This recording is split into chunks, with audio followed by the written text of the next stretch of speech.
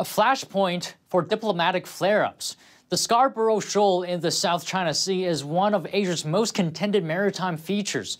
But what drives the conflict there? Let's look into what you need to know about the hotly disputed area.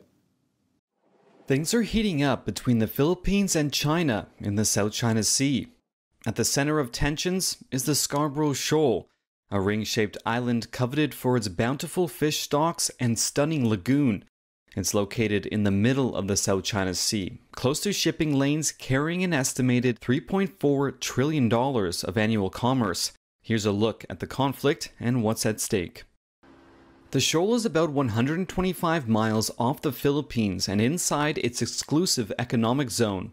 Both the Philippines and China lay claim to it, but no sovereignty has ever been established. It's been effectively under Beijing's control since China seized it in 2012. A landmark 2016 ruling by the Permanent Court of Arbitration largely went in favor of the Philippines, but it wasn't tasked with establishing sovereignty. Over the weekend, the Philippines discovered a 1,000-foot-long barrier policed by China's Coast Guard near the shoal. It led to outrage. And on Monday, it cut the barrier down in a special operation approved by the president. China's foreign ministry advised the Philippines against provocations.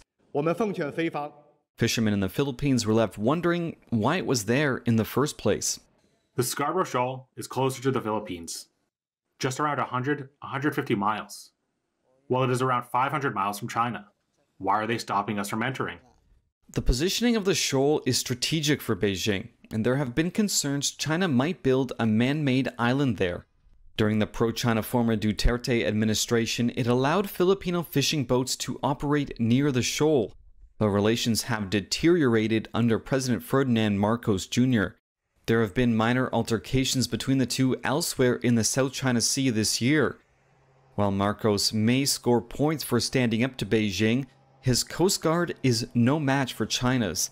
One deterrent, though, could be the United States. Earlier in the year, the US gave the Philippines guidelines stating mutual defense commitments would be invoked over an attack anywhere in the South China Sea.